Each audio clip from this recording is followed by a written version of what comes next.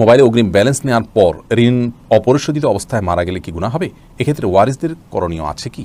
মোবাইলে অগ্রিম ব্যালেন্স নেওয়ার পর আমরা যদি মৃত্যুবরণ করি, অবশ্যই সেটি আমাদের দেনা হিসাবে থেকে যাবে, আর সেই দেনা পরিশোধ করতে হবে।